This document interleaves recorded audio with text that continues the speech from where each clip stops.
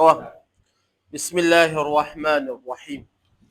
مسلسل کئی بیانات میں شیخ ادریس شہید رحمۃ اللہ علیہ کے احوال بیان کر رہا ہوں،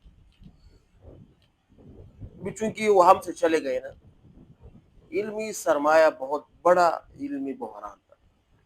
کہتے ہیں وہ ہے نا، محاورہ ہے نا کہ سونے کی قیمت زرگر ہی جانتا ہے۔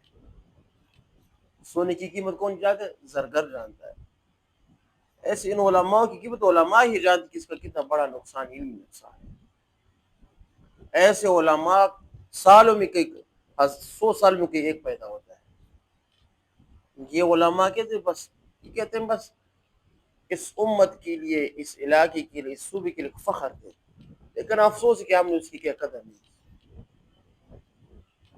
عالم وفات ہو جاتے ہیں نا تو اس علاقے پر اللہ پاک اپنے عذاب نازل فرماتے ہیں۔ آج کل جو ہم پر جو عذاب آ رہے ہیں طرح طرح کی یہ ان کی وجہ سے، لیکن افسوس ہمیں سمجھ بھی نہیں آ رہی۔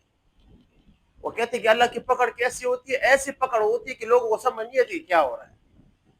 ایک تو پکڑ سمجھ میں آ رہی ہے کہ اللہ کی پکڑ ہو رہی تو بکر، لیکن اللہ پاک لوگوں کو سمجھانے کا موقع نہیں دیتے۔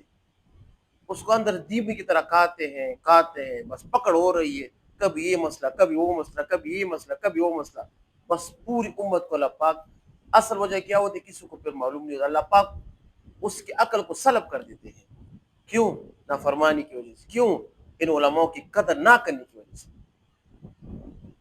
اب یہ شیخ صاحب شہید رحمۃ اللہ علیہ چلے گئے، اس کا جانشین کوئی تو ہوگا نا، اس کی جگہ لے گا۔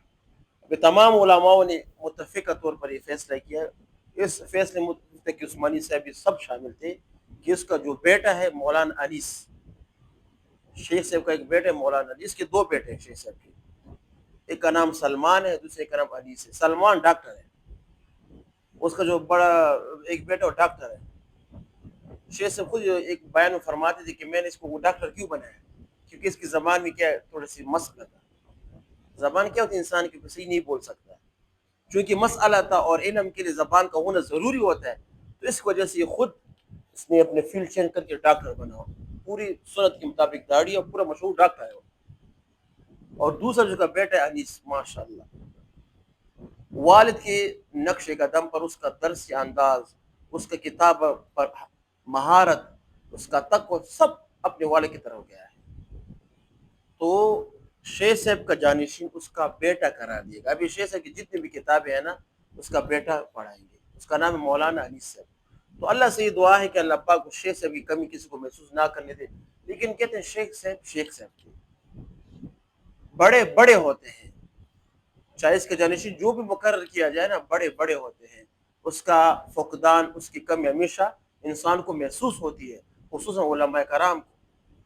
تو اللہ تعالیٰ سے دعا ہے کہ اس کے بیٹوں کا اللہ پاک ہمت عطا فرمائے کہ وہ شیخ صاحب کی مشن کو آگے پہنچا سکے، ان کی کتابوں کو، ان کی جو کتابیں وہ پڑھاتے تھے اس کو صحیح انداز پر اپنے طلباء کو پڑھانے کے اللہ پاک اس کو کیا کرے، توفیق عطا فرمائے۔ وآخر دعوانا الحمدللہ رب العالمین۔